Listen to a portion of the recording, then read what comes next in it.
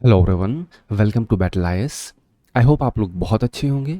आज हम 26 ऑफ अगस्त का न्यूज़पेपर एनालिसिस करेंगे।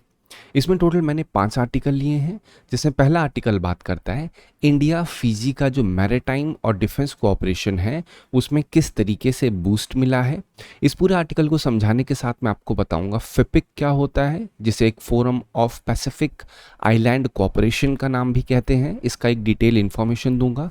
इससे कनेक्टेड जो पीवाईक्यूज आए हैं वो बताऊंगा। फिर मैं आपको फिजी की ज्योग्राफी बताऊंगा मैप के ऊपर, जिससे आपको एक अच्छा खासा विजुअल आइडिया लग जाए कि फिजी कहाँ पे है और किस तरीके से इससे कनेक्टेड पीवाईक्यूज आए हुए हैं। सेकेंड आर्टिकल बात करता है इंडिया जापान की टाइज के ऊपर। यहाँ पे आपसे मैं डिस्कस करूंगा करंटली कौन कौन सी इंडिया जापान में कोऑपरेशन है इन डिफरेंट सेक्टर्स। फिर मैं जापान की ज्योग्राफी से कनेक्टेड आपको चीज़ें बताऊंगा, जापान किन किन पार्ट्स में बटा हुआ है, कौन कौन से मेन आइलैंड नेशंस हैं, आइलैंड टेरिटरी है जापान की। काफ़ी कुछ आपको सीखने को मिलेगा। दोनों जीएस पेपर 2 से रेलेवेंस रखते हैं, जो इंटरनेशनल ऑर्गेनाइजेशन, साथ ही साथ इंटरनेशनल रिलेशंस में जो टॉपिक है जीएस पेपर 2 का, उसमें काफ़ी इसकी इंपॉर्टेंस है। थर्ड आर्टिकल बात करता है प्रोजेक्ट 17 ए का स्टेल्थ फ्रिगेट में एक नई शिप का इंडक्शन हुआ है। मैं आपको पहले बताऊंगा ये नई शिप क्या है, उसके बाद आज आपको मैं पूरी की पूरी नेवी में जितने प्रोजेक्ट्स हैं, बिकॉज आपने कई बार सुना होगा प्रोजेक्ट 17, प्रोजेक्ट 15, प्रोजेक्ट 17 ए, तो लगता होगा अरे सर क्या है ये सब, मतलब इतने सारे प्रोजेक्ट्स हैं, इतना सब कुछ है, इतनी सारी शिप्स हैं, कैसे दिमाग में रखें। तो आज इस वीडियो को मैंने इस तरीके से कंसाइज किया है कि जितनी शिप्स हैं नेवी में उन सभी शिप्स को मैंने इस तरीके से कंसाइज किया है कि प्रोजेक्ट 17 ए को क्यों हम ये 17 ए कह रहे हैं, ऐसे क्या फीचर्स हैं इसमें, स्टेल्थ मतलब क्या होता है, फ्रिगेट मतलब क्या होता है, फिर कॉवेट मतलब क्या होता है, डिस्ट्रॉयर क्या होता है, फिर इंडियन आपका जो एयरक्राफ्ट कैरियर होता है जिसे आईएसी कहते हैं वो क्या होता है, सब मैरिन्स के लिए अलग अलग प्रोजेक्ट 17, 75 ए जो सुनते हो, 75 सुनते हो, कलवरी क्लास, इतनी सारी क्लासेस सब मैरीन की, या इतनी क्लासेस जो आपकी शिप्स की होती हैं। आईएनएस सुनते हो, आईएनएस का मतलब क्या होता है, इंडियन नेवल शिप। मतलब बहुत कुछ आपको जानने को मिलेगा इसी आर्टिकल्स में। ये आर्टिकल जीएस पेपर 3 में साइंस एंड टेक में इसका काफ़ी रेलेवेंस है। क्यों? क्योंकि यहाँ पे जो टेक का यूज़ हो रहा है वो इंडिजिनस है, तो आपको पता होना चाहिए किस तरीके से हम ये डेवलपमेंट कर रहे हैं। ठीक है। फोर्थ आर्टिकल में डिस्कशन होगा सुप्रीम कोर्ट का कलेजियम सिस्टम जिसे हम लोग कहते हैं, जहाँ पे सुप्रीम कोर्ट और हाई कोर्ट के जजेस का रिकमेंडेशन होता है। उसमें रिसेंटली सुप्रीम कोर्ट ने हाई कोर्ट के कुछ जजेस को एक अपग्रेडेशन दिया है कि अब वो सुप्रीम कोर्ट के जज बनने के लिए तैयार हैं, रिकमेंड किया बेसिकली। ठीक है। तो ये पूरा आर्टिकल अगेन आपको उसमें नहीं जाना किन किन जजेस को रिकमेंड किया है। पॉइंट यहाँ पे ये है कि आखिर क्या होता है कलेजियम सिस्टम। मैं आपको पूरा का पूरा कलेजियम सिस्टम समझाऊंगा, जहाँ पे डिफरेंट जजेस इंक्वायरी एक्ट या फिर जजेस एक्ट आपने सुने होंगे 1, 2, 3, 4, फिर एनजैक के बारे में सुना होगा जिसे नेशनल जुडिशियल अपॉइंटमेंट कमीशन भी कहते हैं। फिर एनजैक एक्ट 2014 में जीएस पेपर 2 2017 में क्वेश्चन आया था। क्वेश्चन था critically examine the Supreme Court's judgment on the National judicial appointment Commission Act 2014 with reference to the appointment of जजेस of higher judiciary in India. ये जीएस 2 2017 का क्वेश्चन है। मैं इस क्वेश्चन का आपके सामने एक प्रॉपर मॉडल आंसर लाने की कोशिश करूंगा, जिससे आपको ये पता चल सके कैसे क्रिटिकली एग्जामिन करना होता है। इस जो आर्टिकल है, इस आर्टिकल से कनेक्ट करके पहले इस आर्टिकल में आपको सब कुछ बता दूंगा। कलीजियम सारे जो जजेस के केसेस थे वो बताऊंगा, क्या नेम था उनका, जैसे आप लोग सुनते होंगे union of India versus X versus Y, X Y मतलब किसी पर्सन का नेम होता है। तो वहां पे इस जहां पे मैंने प्रॉपर डिटेल डिस्कशन किया है। इसी में basic structure of Indian constitution का भी डिस्कशन है। जो जुडिशियल इंटरवेंशन की बात होती है या जुडिशियल सुप्रीमेसी की बात होती है वो भी यहाँ पे मैं डिस्कस करूंगा आपसे। मतलब केवल मेरा ऑब्जेक्टिव ये नहीं है कि आप दिखोगे कि जो हिंदू का आर्टिकल है वो इतने स्नैप में रहेगा, 10-15 लाइन आपको मिलेगी, लेकिन मैं उससे इतना स्टैटिक पोर्शन लेके कोशिश करता हूँ जिससे आपको एक आइडिया लग सके कि इससे पीवाईक्यू कैसे उठ रहे हैं, कैसे मेंस में सवाल उठ रहे हैं। इससे कनेक्टेड भी 2 से 3 पीवाईक्यूज हैं, वो मैं डिस्कस करूंगा अभी आपसे यहाँ आज। फिर हमारा लास्ट आर्टिकल बात करता है यूएस की पॉलिसी में जो शिफ्ट हुआ है, यूएस की जो वेस्ट अफ्रीका की पॉलिसी है अंडर ट्रंप एडमिनिस्ट्रेशन वो कैसे चेंज हुई है। जब देखा जाए इसके पहले जो बिडेन का एडमिनिस्ट्रेशन था, जो बाइडेन जो थे प्रेसिडेंट प्रेसिडेंट ऑफ अमेरिका, उनका जो पॉलिसी थी वेस्ट अफ्रीका की तरफ वो डिफरेंट थी। अब ट्रंप ने कैसे चेंज कर दिया है वो मैं आपको बताऊंगा। फिर इसी में आपको मैं साहेल रीजन के बारे में और अच्छे से बताऊंगा कि आखिर इस साहेल रीजन को हम साहेल रीजन कहते क्यों हैं। अभी 2 दिन पहले भी साहेल के ऊपर बात हुई थी, जहां पे मैंने आरएसएफ के बारे में आपको बताया था, रैपिड सपोर्ट फोर्स में, जिसमें कई सिविलियंस मारे गए थे सूडान में। वहां पे मैंने आपको कनेक्ट किया था क्या है सूडान, सूडान की जो बॉर्डरिंग कंट्रीज है मैप के ऊपर मैंने आपको समझाई थी। वहां पे जो डिफरेंट डिफरेंट कैंप्स रेफ्यूजीज के हैं उससे कनेक्टेड जो क्वेश्चन आए थे, जैसे बीडीबीडी कैंप के ऊपर बताया था। फिर उसी दिन मैं आपको समझाया था जमजम कैंप के ऊपर और डिफरेंट कैंप्स के बारे में जानकारी दी थी। साथ ही साथ मैंने आपको उसी आर्टिकल में बताया था कि खौरतुम कैसे पीवाईक्यू में आया हुआ है। ठीक है, तो साहिल रीजन अपने आप में बहुत रिलेवेंस रखता है और यहाँ पे काफ़ी कूप देखने को मिलते हैं, जुंटा जिसे हम लोग कहते हैं। तो अक्सर जुंटा का मतलब होता क्या है ये भी आपको मैं इस आर्टिकल में प्रॉपरली समझाऊंगा। ये सिर्फ एक ओवरव्यू दे रहा हूँ कि आपको आज के आर्टिकल में कितना कुछ सीखने को मिलेगा। By the end of this video आपको ये आइडिया लगेगा कि आज आपने बहुत कुछ सीखा है। केवल ये नहीं होगा कि हाँ बस आपने पेपर पढ़ा, पेपर में से कुछ की पॉइंट्स को निकाला, बस आपका काम खत्म हो गया। नहीं, इन डिटेल 1 बाय 1 जैसे अनियन की लेयर होती है ना, एक एक हटाते जाओ फिर एक लेयर आती जाती है, उस तरीके से। और ये नहीं होगा इररिलेवेंट कुछ भी टॉपिक होगा, जो जो चीज़ें मैं डिस्कस करूंगा उसका आपके सामने विद प्रूफ भी शो करूंगा कि भाई ये मैंने टॉपिक इसलिए समझा क्योंकि पीवाईक्यू में इसकी रेलेवेंस थी। साथ ही साथ उसके साथ प्रैक्टिस क्वेश्चन भी आज मैंने डाले। आज अप्रॉक्सीमेटली 10 यूपीएससी के पीवाईक्यूज केवल इन्हीं 5 आर्टिकल से हैं। व्हाट एल्स यू वांट, आप सोच के देखो, एक द हिंदू का पेपर है, उसमें से एक पीवाईक्यू ढूंढने को आपसे कहा जाए आपको बड़ी मुश्किल होती है। लेकिन आप अगर इसमें 5 आर्टिकल आपको इतना कंसाइज फॉर्म में सब कुछ मिल जा रहा है तो इट इज इन इटसेल्फ, अगर आप इसको बहुत ही डिलीजेंटली, बहुत ही ओबीडियंटली अगर आप इसको डेली कॉपी पेन लेके बैठेंगे और आपको लगेगा हाँ ये इंपॉर्टेंट पॉइंट है उसको लिखेंगे, तो आपकी काफ़ी ज़्यादा मदद हो जाएगी। आप अकेले अगर द हिंदू पढ़ने की कोशिश करेंगे तो नहीं हो पाएगा, आप सिर्फ एडिटोरियल पे रह जाएंगे। एडिटोरियल या तो राइट लेफ्ट किसी ना किसी डायरेक्शन में रहेगा, वो एडिटर का ओपिनियन रहेगा। और बाय द एंड आप क्या होगे, चाय की जैसे टपरी पे इंसान खड़े होकर अपना ओपिनियन देता है ना, वो बहुत अच्छे से दे पाएंगे। लेकिन उससे पीवाईक्यू कैसे उठ रहे हैं वो चीज़ें नहीं हो पाएंगी। तो हमेशा ध्यान रखिए बेटा कि आपको जर्नलिस्ट एडिटर नहीं बनना है, रिपीटेटिव मोड पे मैं यही बोलता हूं। ठीक है, फिर इसी से कनेक्टेड जीएस पेपर 221 में क्वेश्चन आया था, the USA is facing an existential threat in the form of a China that is much more challenging then a erstwhile Soviet union, explain. अब ये आर्टिकल इस क्वेश्चन से कैसे कनेक्ट कर रहा है ये भी मैं आपको समझाऊंगा। ठीक है, इस पूरे के पूरे वीडियो का पीडीएफ आप टेलीग्राम चैनल से डाउनलोड कर सकते हैं। और अगर आपको वीडियो से मदद मिल रही है तो इसको सब्सक्राइब कर सकते हैं अगर आप न्यू हैं इस चैनल के ऊपर। और अगर आप डेली देख रहे हैं कंसिस्टेंटली तो आपसे रिक्वेस्ट है कि आप अब एक कॉपी पेन लेके बैठा करिए और जब जब मैं कोई चीज़ बोलूँ कि ये चीज़ पीवाईक्यू में आई हुई है उसको नोट कर लिया करिए। इससे क्या होगा, आपकी काफ़ी ज़्यादा मदद हो जाएगी। मेरा हमेशा एक ही पॉइंट है, जो भी करो आप कंसिस्टेंटली करो। वीडियो आने में कभी कभी थोड़ा सा डिले भी होता है क्योंकि आपको ही पता है ये 10 पीवाईक्यू ऐसे अचानक से नहीं याद आते हैं, ढूंढने पड़ते हैं। अगर अब इंडिया फीजी का मैरिटाइम भी आप देखेंगे जो मैंने निकाला है, तो आपको अगर खुद से वो चीज़ करनी होगी तो आपको आइडिया लगेगा कि आपको पूरा का पूरा यूपीएससी पेपर दिमाग में होना चाहिए, तभी आप अच्छे से वो पिक कर पाएंगे कि इस आर्टिकल में से कौन सा पीवाईक्यू आया हुआ है। तो इट टेक्स टाइम बेसिकली। ठीक है, but still point is of quality. अगर आपको पूरा वीडियो देखने के पास आपको फील हो रहा है कि आज आपने कुछ सीखा है, then you are in right direction. और हमेशा ध्यान रखिए, आपको अगर यूपीएससी निकालना है तो 2 चीज़ के बिना कभी नहीं निकलेगा।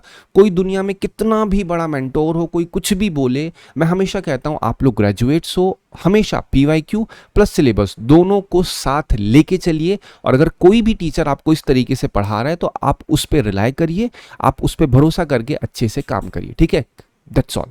चलो स्टार्ट करते हैं अपना पहला आर्टिकल। फाइनली पहला आर्टिकल है इंडिया फीजी की मैरिटाइम और डिफेंस कोऑपरेशन के ऊपर। अब हुआ क्या है इसमें, ठीक है, पहली चीज़ क्या है कि इंडिया फीजी में जो मैरिटाइम रिलेशन है, मैरिटाइम इन द सेंस क्या होता है कि जो हमारा सी रिलेटेड ट्रेड होता है, ठीक है, उसमें किस तरीके से बूस्ट मिला है।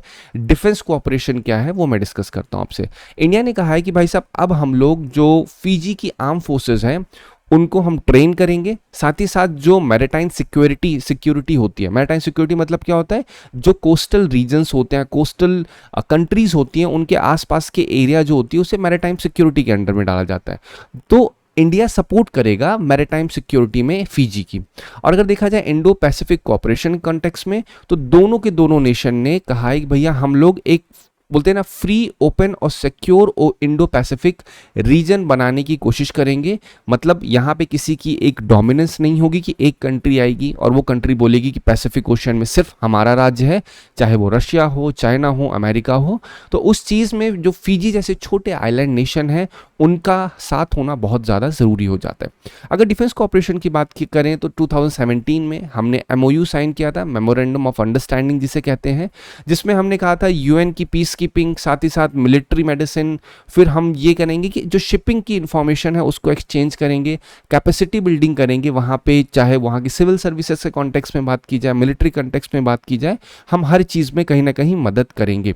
हमने ये भी कहा है कि भाई हम लोग वहाँ का जो डिफेंस विंग है उसको भी ओपन करेंगे। कहाँ पे? जो हाई कमीशन है इन सुबा। साथ ही साथ फिजियन मिलिट्री को 2 एम्बुलेंस भी गिफ्ट की गई है, साइबर सिक्योरिटी ट्रेनिंग होगी फिजी में। अगर अदर एमओयूज की बात करें तो हॉस्पिटल्स बनाए जाएंगे, माइग्रेशन और मोबिलिटी एग्रीमेंट साइन होंगे। तो इन शॉर्ट कहा जाए पूरे जियोपॉलिटिकल कॉन्टेक्स्ट में तो इंडिया और फिजी का रिलेशन जितना ज़्यादा मजबूत होगा वो कहीं ना कहीं अच्छा होगा, क्योंकि करेंटली देखा जाए तो चाइना की एक्टिविटीज़ पैसिफिक ओशियन में बहुत ज़्यादा डोमिनेंट है। अगर बात की जाए कहाँ कहाँ पे है, सबसे पहले तो चाइना के आसपास के रीजन से, रिसेंटली मैंने फिलीपींस के बारे में बताया था, वहाँ पे मैंने आपको बताया था स्कारबोलो के ऊपर बताया था, फिर मैं आपको पैरासिल के ऊपर बताया था कि कैसे चाइना आके वहाँ पे क्लेम करता है कि भैया ये टेरिटरी जो है हमारी है, लेकिन फिलीपींस कहता है नहीं भैया आपकी नहीं है, हमारी है। तो ये आपस में चलता रहता है, लेकिन फिर भी इंडिया ने एक स्ट्रैटेजिक इंटरेस्ट बनाने के लिए फिलीपींस के साथ हम ट्रेड एग्रीमेंट करना स्टार्ट किया। फिलीपींस के साथ हमने इस तरीके से एग्रीमेंट किया जिससे हमारी प्रेजेंस भी रहे। कहाँ पे? ऐसे एरियाज जो चाइना के डोमिनेंस में है, या ऐसी कंट्रीज जहाँ पे चाइना को नहीं पसंद किया जाता है, तो हम कहीं ना कहीं सॉफ्ट पावर का यूज़ करके उनकी मदद करते हैं। तो अभी बेसिकली ये सिर्फ आर्टिकल की बात थी, ठीक है, इंडिया फिजी की मैरीटाइम और डिफेंस कोऑपरेशन कॉन्टेक्स्ट में। अब अगर मैं आपको बताऊं कि क्या ये तो बायलैटरल था, किसके? इंडिया और फिजी के बीच में गए, बातचीत हो गई, लेकिन पैसिफिक ओशन की बात की जाए तो वहाँ पे बहुत सारे आइलैंड्स हैं। तो क्या कोई ऐसा फोरम है कि भैया पूरे के पूरे पैसिफिक आइलैंड्स में, या जितनी वहाँ पे जितनी आइलैंड कंट्रीज हैं उन सबको एक साथ एक फोरम पे लाके बात किया जाए? तो आंसर इज यस। उसे हम लोग फिपिक कहते हैं। फिपिक का मतलब क्या है? Forum for India Pacific island cooperation. जरूर ध्यान रखिएगा, ये इंडिया के द्वारा 2014 में लॉन्च किया गया था। इसमें India plus 14 Pacific island nation है, जिसमें फिजी भी इंक्लूडेड है। इसका एम क्या है? इसका मेन उद्देश्य होता है कि कोऑपरेशन को और मजबूत करना, ट्रेड में, क्लाइमेट चेंज में, रिन्यूएबल एनर्जी में, मैरीटाइम सिक्योरिटी में, हेल्थ और कैपेसिटी बिल्डिंग में। अगर फोकस एरिया की बात की जाए तो हमारा फोकस एरिया होता है ब्लू इकोनॉमी पे, मतलब जो समुद्र होता है उसी के रेफरेंस से ब्लू इकोनॉमी कही जाती है। सस्टेनेबल डेवलपमेंट में, क्लाइमेट रिजिलियंस में, क्योंकि अक्सर ये जितनी कंट्रीज हैं इनकी आवाज़ बहुत छोटी होती है, लेकिन इंडिया जैसे एक बड़ा ग्लोबल प्लेयर अगर यहाँ पे आके सपोर्ट करेगा तो इनको कहीं ना कहीं लगता है कि हमारे सपोर्ट में कोई खड़ा हुआ है। लेकिन ये केवल इंडिया नहीं है, चाइना का भी प्रेजेंस बहुत ज़्यादा है। इफ फिजी की बात की जाए, चाइना ने ऑलरेडी बहुत ब्रॉड लेवल पे इन्वेस्टमेंट कर रखा है फिजी में। तो इस वजह से थोड़ा सा इंडिया डीले है, बट स्टिल हम लोग कहीं ना कहीं सॉफ्ट पावर का यूज़ करके इन सभी कंट्रीज़ के साथ एक डिफरेंट फॉर्म में पैक्ट कर रहे हैं या फिर एक डील कर रहे हैं। अगर और छोटी छोटी एग्जांपल दूं आपको, तो रिसेंटली आपने देखा होगा जब ब्रिक्स समिट हुई थी, जैसे मैं बोलूँ ब्रिक्स समिट आपके दिमाग में आना चाहिए कहाँ पे 17th ब्रिक्स समिट हुई थी, वो हुई थी ब्राज़ील, रियो डी जेनेरियो में हुई थी। अब नेक्स्ट ब्रिक्स समिट कहाँ होगी? वो इंडिया में ही होगी। और कौन सी समिट है जो इंडिया में होने वाली है? तो एआई समिट जो होगी वो भी इंडिया में होने वाली है।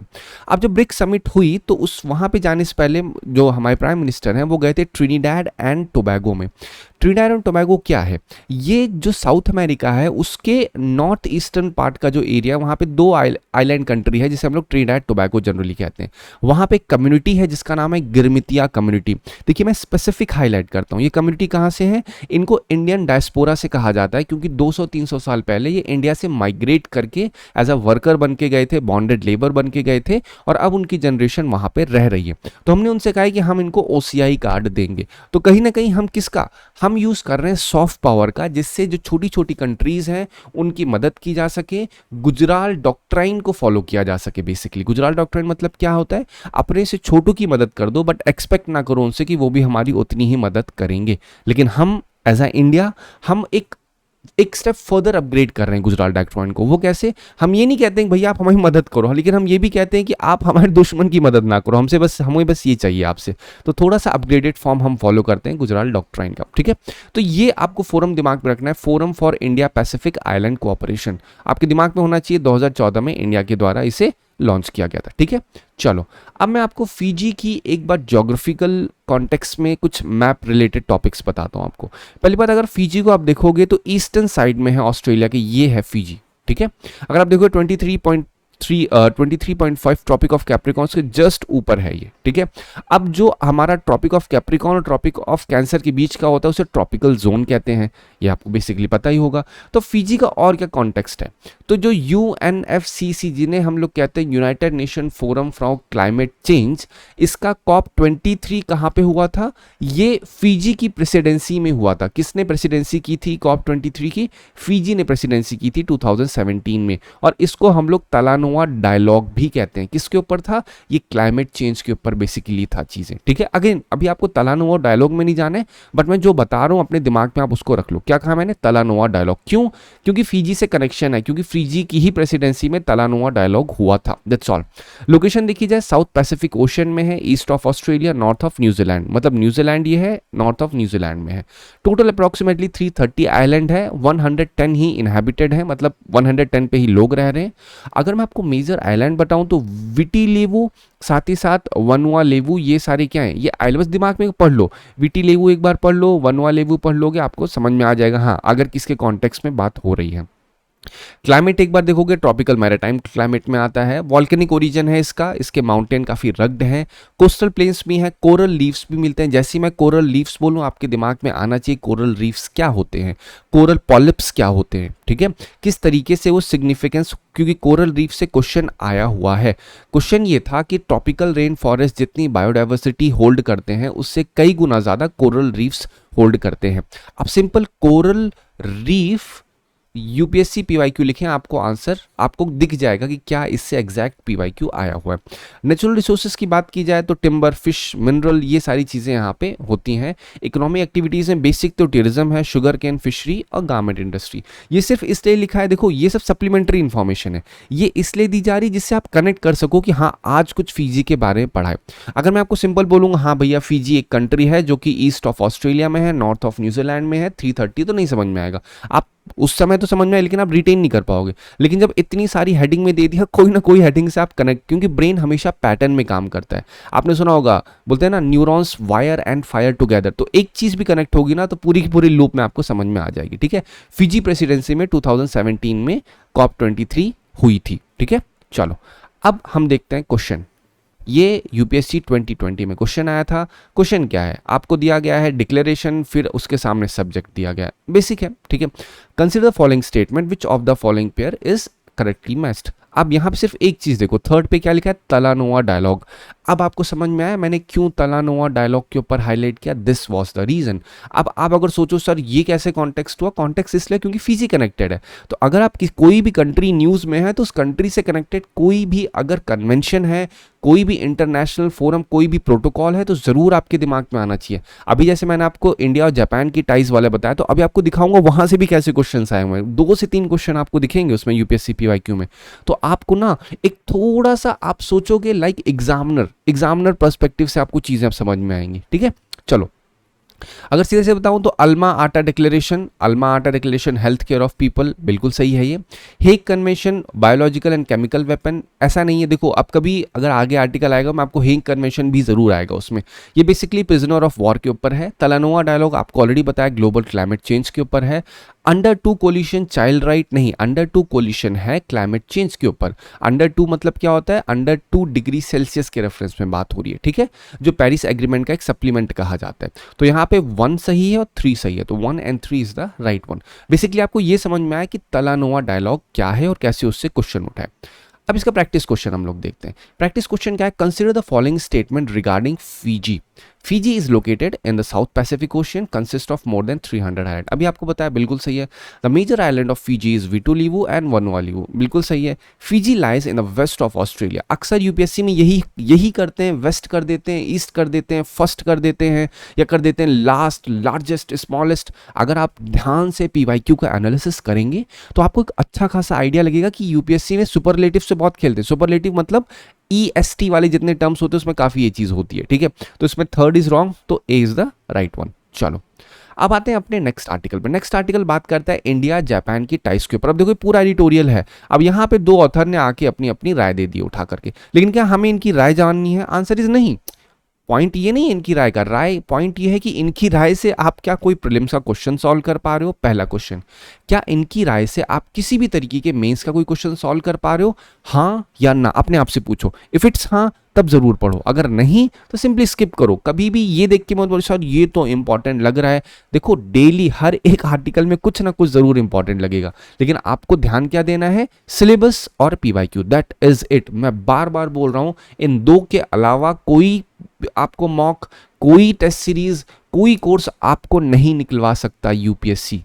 ट्रस्ट मी, आप अंधा भरोसा कर सकते हो इस चीज पे। आपका बिना पीवाईक्यू और सिलेबस के कुछ नहीं हो सकता है, ठीक है। चलो अब मैं आपको पहले इंडिया जापान की टाइज बताता हूं डिफरेंट डिफरेंट सेक्टर में। अगर इकोनॉमिक टाइज में देखूं तो अप्रोक्सीमेटली 68 बिलियन का इन्वेस्टमेंट ओवर 10 ईयर्स हुआ है। अगर फोकस एरिया देखा जाए तो infra, manufacturing, clean energy, tech में हुआ है। आपने जो बुलेट ट्रेन का प्रोजेक्ट था मुंबई अहमदाबाद, उसमें भी कहीं ना कहीं क्या है, इन्वेस्टमेंट ही हुआ है। अगर हम देखें जाए डिफेंस सेक्टर में तो जो 2008 में जॉइंट सिक्योरिटी कोऑपरेशन डिक्लेरेशन था उसको रिवाइज किया गया है।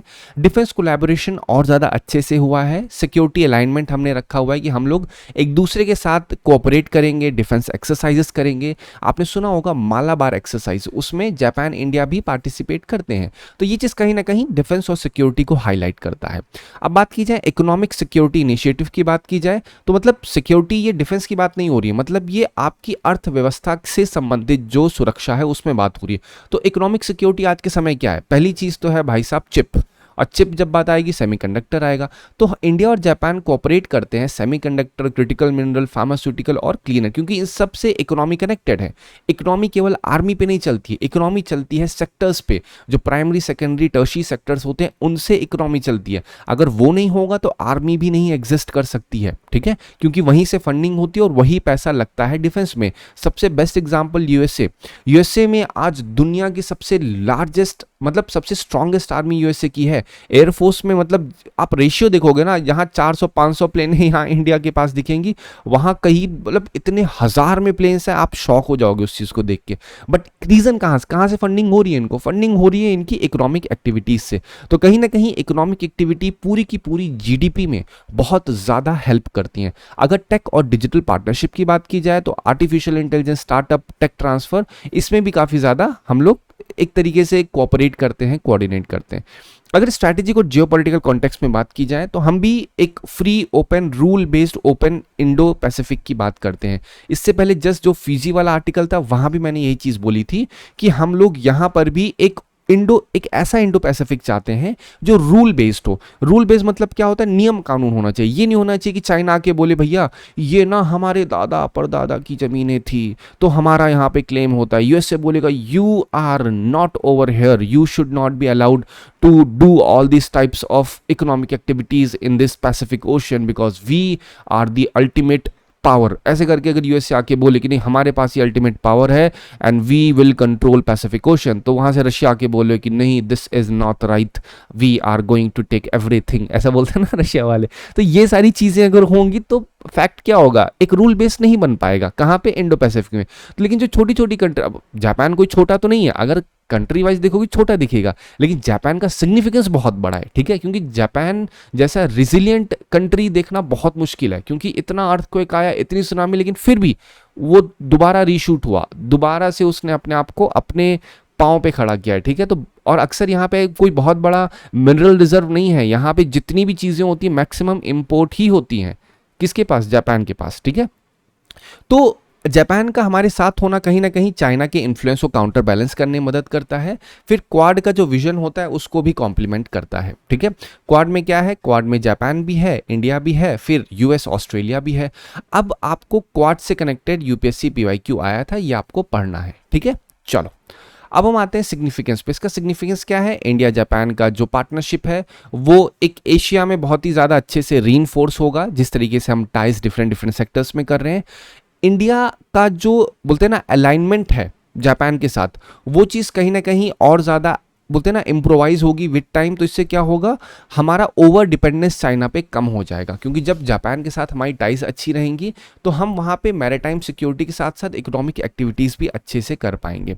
साथ ही साथ अगर देखा जाए तो जो करेंटली यूएस में इतना ज़्यादा टैरिफ वॉर चल रही है, यूएस पूरी तरीके से अनप्रिडिक्टेबल हो चुका है। टैरिफ बोलते हैं ना, जिस तरह से आप अगर ट्रम्प की बातें सुनो, क्या कहते हैं, मैं ना 500% तक टैरिफ लगा दूंगा। अबे भाई कौन सा सस्ता नशा सब करके आए, वो 500% का टैरिफ लगा दोगे? आप समझ रहे हो टैरिफ का मतलब क्या है, कितना सब, ये कितनी बेवकूफ़ी बड़ी बात है। कोई आके बोले हम 25% 50% टैरिफ लगा देंगे, मतलब ये तो वही हो गया ना, WTO एक कोने में चला जा चुका है। वर्ल्ड ट्रेड ऑर्गेनाइजेशन जो टैरिफ वॉर को बोलते हैं ना मिनिमाइज करने में मदद करता है, उससे कोई मतलब ही नहीं है इस समय पे। तो यहाँ पे अगर हमारा जापान के साथ अच्छा इकोनॉमिक और स्ट्रैटेजिक पार्टनरशिप होगी तो कहीं ना कहीं क्या होगा, जो यूएस की अनप्रिडिक्टेबिलिटी है वो हम टैकल कर पाएंगे। क्योंकि क्या होगा, हमारा ट्रेड का डिपेंडेंस केवल यूएस पे नहीं होगा, हम कहीं ना कहीं जापान के साथ अच्छा करेंगे, हम और जो डिफरेंट कंट्रीज़ हैं उनके साथ अच्छा करेंगे। और ऑलरेडी हम आप कर भी रहे हैं। अगर आप देखोगे यूके के साथ हमने सेटा किया है, कॉम्प्रहेंसिव इकोनॉमिक ट्रेड एग्रीमेंट किया है, ऑस्ट्रेलिया के साथ किया है, कनाडा के साथ हम लोग कर रहे हैं, है कि नहीं। फिर हम यूरोपियन यूनियन में कर रहे हैं। तो हमारा फोकस क्या है, हमारी मार्केट डाइवर्सिफाई हो सके। अगर ऐसा नहीं हो कि हमारा प्रोडक्ट अगर यूएस से नहीं गया तो कहीं भी नहीं जा पाएगा, हमारे पास मार्केट ऑल्टरनेटिव होनी चाहिए जहाँ पे हम अपने प्रोडक्ट को भेज के वहाँ उसे बेच सकें। ठीक है, तो ये बेसिकली इंडिया और जापान की टाइज के ऊपर मैंने एक ब्रीफ ओवरव्यू दे दिया। अब आपको मैं जापान का थोड़ा सा एक बार एक मैप बेसिस से बताता हूं। ये है सी ऑफ जापान, ईस्ट चाइना सी। अब देखते जाओ, ये 1, ये 2, ये 3 और ये 4। ठीक है, ये 4 अलग अलग आइलैंड्स हैं। तो जो ऊपर वाला आइलैंड है इसको हम लोग कहते हैं आपका होकाइडो आइलैंड। क्या कहते हैं, होकाइडो आइलैंड। जो दूसरा नीचे देख रहे हो ये सबसे बड़ा वाला, ये होन्शु आइलैंड कहते हैं। क्या कहते हैं, होन्शु। फिर आता है क्यूशु आइलैंड। क्यूशु आइलैंड कहाँ पे है, ये नीचे वाला, इसे क्यूशु आइलैंड कहते हैं। फिर जो ये बीच वाला है ना, इसको कहते हैं शिकोकू आइलैंड। ठीक, तो 4 ही हिस्सों में आपका जापान बटा हुआ है। ठीक, मेन 4 दिमाग में फिर से बोलो, होन्शु, होन, होक्का, क्यो, शिको, कैसे भी अपने दिमाग में मजाक बना करके इसको बैठा लो, जरूरी है ये। ठीक है, क्वेश्चन पूछ सकते हैं इससे। होन्शु, होकाइडो, आपको कोइशु और शिकोकू, ये मेन 4 ही है जापान के अंदर में। अगर क्लाइमेट की मतलब टोटल इसमें जो छोटे छोटे आइलैंड्स वो तो बहुत सारे हैं। ठीक है, अप्रॉक्सीमेटली 6800 हैं, बट ये मेन 4 आपको देखे जाते हैं। ईस्ट एशिया में देखा जाता है और पैसिफिक ओशियन में जापान लोकेटेड है। क्लाइमेट देखा जाए तो ह्यूमिड कॉन्टिनेंटल सब ट्रॉपिकल, ह्यूमिड सब ट्रॉपिकल क्लाइमेट की कैटेगरी में आता है ये आपका जापान का। बट अगेन अभी ज्योग्राफी में बहुत डिटेल में ना जाओ, सिर्फ आप मैप बेस समझो इसको। ठीक है, अगर नेचुरल रिसोर्सेज की बात करें तो यहाँ बहुत मिनरल्स नहीं है। यहाँ जापान के जो लोग हैं ये रिलाय बहुत ज़्यादा इंपोर्ट के ऊपर करते हैं। फिशिंग ग्राउंड काफ़ी ज़्यादा रिच है। अगर मेजर सिटीज़ की बात की जाए तो Tokyo, Osaka, Kyoto, Yokohama, Nagoya. Again मैं आपको रिपीट करूंगा, फिर आप अपने दिमाग में चलाना, मैं बहुत आराम से रिपीट करूंगा। Tokyo, Osaka, Kyoto, Yokohama, Nagoya. 2 highlight किया, क्योटो और नगोया। कुछ याद आ रहा है? कंसिस्टेंटली मैं बोलता जा रहा हूँ। क्योटो क्या है, Kyoto protocol 1997 green house gas emission रोकने के लिए जो आया था। नगोया प्रोटोकॉल क्या है, नगोया प्रोटोकॉल जेनेटिक रिसोर्सेस को प्रिजर्व करने के लिए जो प्रोटोकॉल आया था। ये कुछ प्रोटोकॉल, कोई नगोया कुछ अलग नहीं है, नगोया एक सिटी है। ठीक है, नगोया कहाँ पे है, ये रही नगोया। नगोया कौन से पार्ट में आती है, तो ऑब्वियस सी बात है जो आपका होन्शु है उसमें नगोया है। ठीक, नगोया एक सिटी है। तो क्योटो कहाँ पे है, क्योटो ध्यान से देखो, ये रहा क्योटो। तो क्योटो कहाँ पे है, वो भी होन्शु में आता है। अब बात आपको समझ में आ रही है? तो दोनों रखना है। Kyoto protocol green house gas emission के रेफरेंस से बात होता है, नगोया प्रोटोकॉल बात करता है आपका जेनेटिक रिसोर्सेज प्रिजर्व करने के लिए। 2023 में 79 क्वेश्चन सेट ए नगोया प्रोटोकॉल पे आया हुआ था। ठीक है, अभी आपको दिखाता भी हूं, don't worry about it. Kyoto protocol, इससे भी कनेक्टेड क्वेश्चंस आए हुए हैं, तो दोनों आपको अपने दिमाग में रखने हैं। 23 Consider following statement. In India, the Biodiversity Management Committee are key to realization of objective of Nagoya Protocol. आई बात समझ में? ये क्वेश्चन 23 का अगर सेट ए आपके पास होगा तो सेट ए में 79th क्वेश्चन है ये, ठीक है? ये याद इसलिए क्योंकि मैंने भी 1-2 दिन पहले आपके लिए शॉर्ट्स बनाए थे तो वहां पे क्वेश्चन डाला था, ठीक है? चलो, तो ये स्टेटमेंट बिल्कुल सही है. The biodiversity management committee have important function in determining access and benefit sharing including power to levy collection fees on the access of biological resources within jurisdiction. अब आपका काम क्या है? आपका काम ये है कि आप एक बार बायोडाइवर्सिटी मैनेजमेंट कमिटी को सिर्फ नेट पे लिखिए और नेट पे लिखने के बाद जो भी आपके सामने आ रहा है उसको पढ़ो और पढ़ने के बाद आप देखो क्या ये सही है या गलत है. ये आपका होमवर्क है, ठीक है? मैंने आपको सिर्फ नगोया प्रोटोकॉल का रेफरेंस बताया आपको ताकि आइडिया लग सके क्वेश्चंस आते हैं इससे, ठीक है? फिर आपको बताना है इसमें कौन सा है, 1 सही है या 3 सही है, तब आपको एक आइडिया लग जाएगा कि किस तरीके से हमें सॉल्व करना है. इसी से कनेक्टेड एक और चीज़ आपको ऐड ऑन कर देता हूँ, आपको NBA भी पढ़ना है क्योंकि नेशनल बायोडाइवर्सिटी अथॉरिटी के ऊपर भी क्वेश्चन आया हुआ है. क्वेश्चन नंबर 4 इसी 2023 का नेशनल बायोडाइवर्सिटी अथॉरिटी के ऊपर आया हुआ है. मैं फिर से बोल रहा हूँ, तो एक बार ज़रूर से ज़रूर उसे भी पढ़ लेना आप, तो आपको कंप्लीट आइडिया लग जाएगा. मैं आपको एक स्टेप फर्दर बता दूं, biodiversity management committee district level पे जनरली वर्क करती है ताकि जो बायोलॉजिकल रिसोर्सेज हैं उनका सेफगार्ड किया जा सके, ठीक है? चलो, अब हम आते हैं अपने नेक्स्ट पॉइंट पे. 2015 में यूपीएससी में क्वेश्चन आया, विच of the following is associated with issue of controlling and phasing out ozone depleting substances. ठीक है, अब यहाँ पे देखो ये सब लिखा तो है ओजोन डिप्लीटिंग सब्सटेंस, लेकिन यहाँ पॉइंट देखो, क्योटो प्रोटोकॉल भी लिखा है, नगोया प्रोटोकॉल भी लिखा है. अब आपको समझ में आया क्यों? देखो 2 बार क्वेश्चन दिख रहा है, मतलब इससे ज्यादा आपको और क्या रिलेवेंस चाहिए, आप सोच के देखो, है कि नहीं? 2 बार आपको दिखा नगोया और क्योटो, इससे भी 1-2 बार और भी उठा हुआ है इससे, ठीक है? लेकिन अगर इसका सिर्फ ओजोन डिप्लीटिंग सब्सटेंसेस की बात की जाए, नगोया आपको पहले ही पता है क्या है, जेनेटिक रिसोर्सेज से है, तो गलत हो गया. क्योटो किस लिए है? क्योटो है ग्रीन हाउस गैसेस, ना कि ओजोन डिप्लीटिंग. मॉन्ट्रियल प्रोटोकॉल किस चीज के लिए है? अब दिमाग लगाओ. ब्रिटेन वुड्स कॉन्फ्रेंस, आपको थोड़ा सा रिकॉल करोगे, वर्ल्ड बैंक, IMF, तो आपके दिमाग में आ जाएगा. तो इसमें Montreal is the right one, क्योंकि ये ओजोन डिप्लीटिंग सब्सटेंसेस, थोड़ा सा और पुश करोगे तो क्लोरोफ्लोरोकार्बन, हैलोजेंस, वहां पे डिस्कशन होता है. जब कभी इसके ऊपर आर्टिकल आएगा तो मैं इन डिटेल भी आपसे डिस्कस करूंगा क्या है मॉन्ट्रियल प्रोटोकॉल, क्या है Bretton Woods conference, depending on article. क्योंकि अभी अगर मैं इसके ऊपर डिटेल में लेके जाऊंगा तो होगा यही कि इस आर्टिकल से थोड़ा सा हट जाएगा, लेकिन अभी मैंने एग्जैक्ट रिलेवेंस रखी है. मैं क्या बता रहा था आपको? जापान की ज्योग्राफी बताते बताते मैंने आपको इतनी सारी चीजें कनेक्ट कर दी. ठीक है, चलो नेक्स्ट क्वेश्चन.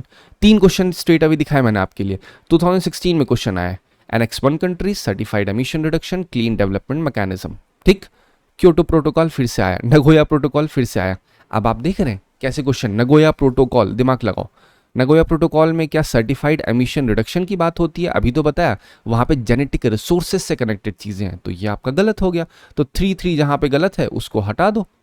अरे सॉरी, जहां पे 2 है उसको आप नॉर्मली एलिमिनेट कर दोगे, आप आराम से क्लीन डेवलपमेंट मैकेनिज्म पे आ जाओ. क्योटो प्रोटोकॉल में कहा क्या जाता है? ग्रीन हाउस गैस का एमिशन रोका जा सके. और जब ग्रीन हाउस गैस एमिशन रोका जाएगा तो क्या एनवायरमेंट क्लीन नहीं होगा?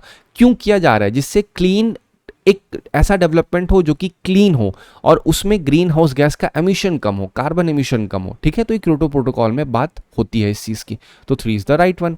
ठीक है, आपका काम यही, कार्टाजेना प्रोटोकॉल क्या है ये पढ़ लीजिएगा एक बार. आगे अगर नहीं भी पढ़ोगे तो डेफिनेटली आई एम श्योर कि कभी आर्टिकल्स आएंगे तो उसके ऊपर मैं दोबारा डिस्कशन कर दूंगा. आप देख रहे हैं 3 से 4 क्वेश्चन मैंने स्ट्रेट अवे डिस्कस कर दिए. अब प्रैक्टिस क्वेश्चन भी डिस्कस कर लेते हैं इसका. Which of the following are key areas of recent India Japan cooperation as highlighted in the article? Right, simple सी बात है. अब आपको सिर्फ आर्टिकल रेफरेंस से मैंने क्वेश्चन बनाया. High speed rail project between Mumbai Ahmedabad, सही है. Semiconductor and critical mineral supply collaboration, joint exploration of Arctic oil reserves, क्या ये अभी मैंने आपको बताया आर्टिकल में? नहीं बताया. Artificial intelligence and startup ecosystem partnership, सही है. तो इसमें कौन सा सही है? Only 1, 2, only 3, none. तो इसमें एक अगर हट जाएगा तो only 3 is the right one. ठीक है, आप थोड़ा सा नोटिस करोगे मैं आर्टिकल के पॉइंट बताने के बाद मेरा फोकस तुरंत आता है क्वेश्चन सॉल्विंग पे, कि कितना आप क्वेश्चंस को सॉल्व कर पा रहे हैं, कितना आप PYQs की प्रैक्टिस कर पा रहे हैं प्रीलिम्स और मेंस की. क्योंकि वही एंड ऑब्जेक्टिव आपका ये वीडियो देखने का ये नहीं है कि आप पूरा पूरा आर्टिकल पढ़ के आपको कहीं जाके न्यूज सुनानी है. आपका ऑब्जेक्टिव ये है कि आप क्वेश्चन सॉल्व कर सको, आप MCQ को कर सको. ठीक है, चलो अब आते हैं अपने नेक्स्ट आर्टिकल पे, वही आर्टिकल जिसका इंतजार था, काफ़ी कुछ इसमें सीखने को मिलने जा रहा है। अभी आपको पहले इस आर्टिकल के जो छोटा सा आर्टिकल दिख रहा है इसके रेफरेंस में कुछ चीज़ें बता देता हूँ। इंडियन नेवल शिप है जिसका नाम उदयगिरी है, इंडियन नेवल शिप हिमगिरी है, ये दोनों की दोनों शिप कमीशन होने जा रही हैं विशाखापट्टनम नेवल बेस में। राजनाथ सिंह इसको क्या करेंगे, प्रिसाइड करेंगे सेरेमनी को। और ये जो दोनों शिप है उदयगिरी और हिमगिरी, ये एक प्रोजेक्ट के अंदर बनाई गई, जिस प्रोजेक्ट का नाम है प्रोजेक्ट 17A। ठीक है, इस प्रोजेक्ट 17A का क्या मतलब होता है, अगेन ये सिर्फ एक नंबरिंग है जो नेवी जनरली रखती है डिपेंडिंग अपॉन किस में कितने क्या क्या फीचर्स होंगे। ठीक है, अगर यहाँ पे एक चीज देखो, स्टेल्थ लिखा हुआ है, स्टेल्थ मतलब क्या होता है, स्टेल्थ मतलब ऐसा एयरक्राफ्ट समझ लो, ऐसी शिप समझ लो, या कोई ऐसी मशीन जो कि रडार में विजिबल ना हो। ठीक है, कहीं पे भी स्टेल्थ वर्ड आपको दिखेगा तो उसका सिंपल सा मतलब ये है कि भैया उसकी विजिबिलिटी रडार में नील के बराबर होगी। अगर बोला जाए स्टेल्थ एयरक्राफ्ट का मतलब क्या है, ये ऐसा एयरक्राफ्ट है जो कि अगर किसी एनिमी टेरिटरी में जाएगा तो वहां के रडार उसे डिटेक्ट नहीं कर पाएंगे। अगर कहा जा रहा है स्टेल्थ शिप, तो मतलब ऐसी शिप है जो कि पूरी तरीके से, again I am not saying पूरी तरीके से, बट हाँ वो इनविजिबल रहेगा रडार में। अब यहाँ पे बात हो रही है फ्रिगेट, आपने B2 बॉम्बर भी सुना होगा, B2 बॉम्बर, स्पिरिट बॉम्बर जिसे कहते हैं, उसको भी स्टेल्थ कहते हैं। क्यों? क्योंकि वो रडार में डिटेक्ट ही नहीं होता। अब सोचो क्यों नहीं डिटेक्ट हो, क्योंकि वो बहुत ही पॉइंटी होता है। ठीक है, वो इतना पॉइंटी होता है कि लगता है बर्ड फ्लाई कर रही है। ठीक है, इसलिए डिटेक्ट नहीं होता है जनरली वो। अब हम पॉइंट करते हैं इस पूरे आर्टिकल के ऊपर। ठीक है, अब हुआ क्या, अभी भी इसको पॉइंट, अगर इस जो आर्टिकल में पॉइंट है वो किसके द्वारा बिल्ड हुई है, दोनों शिप्स, ये मैजागॉन डॉक के द्वारा बिल्ड की गई है। ये पहली बार ऐसा होने जा रहा है कि दो शिप एक साथ क्या होने जा रही, कमीशन होने जा रही हैं एक साथ। ठीक है, तो ये इस आर्टिकल का पॉइंट था। आपसे क्वेश्चन अगर उदयगिरी हिमगिरी आ रहा है, किस प्रोजेक्ट का हिस्सा है, 17A प्रोजेक्ट का हिस्सा है, दैट्स ऑल, इतने में आपका काम हो जाएगा। लेकिन अब हमारा ऑब्जेक्टिव क्या है, फाइनली नेवल शिप्स को आज पढ़ते हैं। ठीक है, तो वो पढ़ने से पहले आपको मैं अब इसकी कैपेबिलिटीज़ बता दूं। इसका स्टेल्थ और थोड़ा मजबूत है, इसकी वेपनरी और एडवांस्ड है, मॉडर्न सेंसर्स लगे हुए हैं। ठीक है, फिर इसका जो कैपेबिलिटी है, जो वाटर कंडीशन में काफ़ी अच्छे तरीके से इसकी काम करता है, इसके सेंसर्स काम करते हैं। मतलब इन शॉर्ट अपग्रेडेशन ही हुआ है, ऐसा नहीं हमारे पास पहले नहीं थे, बस अपग्रेड हुए हैं और ज़्यादा। इसमें कोडॉक प्रोपल्शन लगा हुआ है। कोडॉक मतलब क्या होता है, डीजल गैस दोनों से चलता है, कंबाइंड डीजल एंड गैस कहते हैं जनरली से। ठीक है, दोनों से इंटीग्रेटेड मैनेजमेंट प्लेटफॉर्म बनाया गया है। और सबसे बड़ी चीज़ क्या है, ये इंडिजिनस है। कभी भी कोई भी मेक इन इंडिया के ऊपर अगर आप कोई मेंस में PYQ लिख रहे हो तो वहां पे आप इंडिजिनस पार्ट को यहाँ पे डाल सकते हो। ठीक है, स्ट्रैटेजिक सिग्निफिकेंस की जाए तो ये ईस्टर्न फ्लीट को ज्वाइन करेगा, आत्मनिर्भर का जो विजन है उसको और ज़्यादा ये मजबूत करता है। ठीक है, कौन सा, ये जो प्रोजेक्ट है पूरा। अब मैं आपको बताता हूँ यहाँ पे फ्रिगेट मतलब क्या होता है। आप नोटिस करोगे शिप्स को कैसे कैटेगराइज किया जाता है नेवी में। ठीक है, आप देखोगे एक सबसे, मैं आपको आसान सी भाषा में समझाऊं, एक सबसे छोटी शिप X है, दूसरी शिप Y, तीसरी शिप Z। ठीक है, या फिर चलो ABC समझते हैं, A ship, B ship, C ship. अब इसको कैसे समझाऊं आपको, मान लो ये हमारा प्यारा भारत। ठीक है, यहाँ पे कोस्टल एरिया है तो यहाँ पे ए शिप की कैटेगरी रहेगी। ठीक है, उस ए शिप के अंदर वो खासियत रहेगी जो आपका कोस्ट लाइन के पास में रहे, वो बहुत डीप सी में नहीं जाएंगी। ठीक है, वो आसपास की पेट्रोलिंग करेंगी बेसिकली। फिर एक और कैटेगरी होगी बी शिप की, जो थोड़ा डीप वाटर में जाएंगी अगेन। फिर सी शिप होगी जो एकदम डीप वाटर्स में जाएंगी, वहां पे फाइट करेंगी, लड़ाई करेंगी। तो क्या ए आके यहाँ पे आ सकती हैं, ये भी क्वेश्चन उठता है। ठीक है, मतलब क्वेश्चन उठने से ज्यादा क्या वो आ सकती हैं, आने को आ सकती हैं, बट हाँ उनकी कैपेबिलिटी बनाई गई है कोस्ट लाइन पे रहने के लिए। ठीक है, तो अब इसी वे में मैं आपको सीक्वेंस समझाता हूं। जो ए कोस्ट लाइन के पास होती हैं उसे कॉर्वेट्स कहते हैं। जनरली एक नाम समझो, ये एक नियर शोर टू लिटोरल जोन कहे जाते हैं, मतलब कोस्ट लाइन के पास रहने वाले ये पेट्रोल शिप्स होती हैं। पेट्रोल व्हीकल बोलना सही नहीं होगा, बट पेट्रोलिंग शिप्स कहते हैं इसको। ठीक है, ये एंटी सबमरीन होती है। इनका काम क्या होता है कि भाई इस कोस्टल एरिया को पूरी तरीके से सेफगार्ड करना, कोई नीचे सबमरीन तो नहीं आ रही है, टॉर्पीडोज जो होते हैं उनसे बचा के रखना। ठीक है, कॉर्वेट्स होते हैं। फिर बी नंबर जो मैंने बताया वो होती है फ्रिगेट। ये क्या होती है, मिड साइज की शिप्स होती हैं, समझ रहे, ये मिड सी ऑपरेशन करती हैं, मल्टीपर्पस होती हैं, एंटी एयर, एंटी सरफेस और एंटी सबमरीन, इन तीनों से ये लड़ने में मदद करती हैं। मतलब कभी एयर अटैक हो रहा है, सरफेस अटैक किसी भी तरीके से हो रहा है तो उसमें फ्रिगेट्स आती हैं। फिर आती है डिस्ट्रॉयर। ये एकदम फाइनल कॉम्बैट शिप्स होती हैं, जो एकदम बोलते हैं ना ब्लू वाटर कॉम्बैट शिप्स कही जाती हैं। वेपनरी बहुत हैवी होती है, इसमें एयर डिफेंस होता है, एस्कॉर्ट का रोल होता है इसके अंदर में। मतलब ये मान लो एक बड़ी शिप चल रही है तो इसके बगल में फ्रिगेट्स भी चलती हैं, ठीक है। तो आप समझ में आया, यहाँ पे लिखा हुआ है स्टेल्थ फ्रिगेट, मतलब ये बहुत बड़ी शिप नहीं है, मिड साइज की शिप है जो क्या की गई है, ये कमीशन की गई है। आईएनएस मतलब क्या होता है, Indian naval ship, that's all. कोई आईएनएस का खास मतलब नहीं होता है, समझे। तो यहाँ पे जो ए पहला नीचे बताया था, ए क्या हो गया, कॉर्वेट हो गया, बी फ्रिगेट हो गया, सी डिस्ट्रॉयर हो गया, फिर आपकी आती है कौन सी, एम्फीबियस शिप, ट्रूप। और देखो ये तीन ही आप दिमाग में रखो, बाकी सब क्या है, वो मिसलिनियस काम करती हैं। फिर एक होती है शिप जो किस लिए काम करती है, ट्रूप को और इक्विपमेंट ट्रांसपोर्ट के लिए मदद होती है, ठीक है, कोस्टल असॉल्ट में मदद होती है। लेकिन मेन तीन दिमाग में रखना है, कॉर्वेट, फ्रिगेट और डिस्ट्रॉयर। फिर फाइनली आती है सबके एकदम दादाजी, वो है एयरक्राफ्ट कैरियर, ठीक है। ये एक तरीके से सी एयरबेस कहा जाता है, जैसे आईएनएस विक्रांत सुना होगा।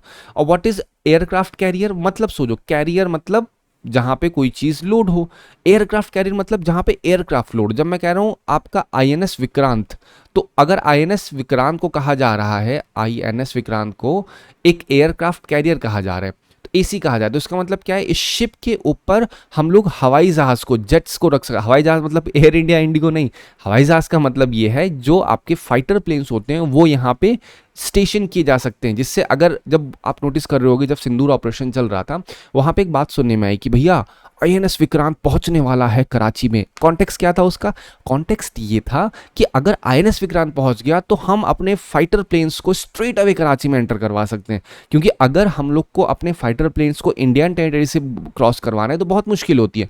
अगर इंडिया की वेस्टर्न कमांड देखोगे, जो पूरा का पूरा पाकिस्तान रीजन को टैकल करते हैं, या जो हमारा एयरबेस भुज के पास है, वहां से अगर हमें फ्लाइट को लेना बहुत लंबा चलना पड़ेगा। लेकिन अगर हमने ये डिसाइड कर लिया कि भैया हमें जो है ऑपरेशन करना है आईएनएस विक्रांत से, तो ये एक अलग ही लेवल पे काम। क्योंकि आईएनएस विक्रांत जब आपकी, इसके पहले जब इंडो पाक वार हुई थी वहां पे भी आईएनएस विक्रांत ने एंट्री की थी, उसके बाद क्या हुआ था, we all know that thing, ठीक है। बट अभी के लिए पॉइंट क्या है, विक्रांत जो आपका इंडियन एयरक्राफ्ट कैरियर जिसे कहते हैं, उसका मेन मतलब क्या होता है, इसको मोबाइल सी एयरबेस कहते हैं। ये पावर को प्रोजेक्ट करता है। सबसे बड़ा किसके पास है, यूएस के पास है, आप समझ रहे हैं। उसमें न जाने कितनी फुटबॉल की बहुत बहुत ह्यूमंगस होता है, यू कांट इवन इमेजिन, इतना बड़ा ये पूरा एयरक्राफ्ट कैरियर होता है, ठीक है। फिर आती है सबमरीन्स, ठीक है। ये सब क्या है, जो पानी में चलने वाले अलग अलग मशीन्स हैं बेसिकली, ठीक है।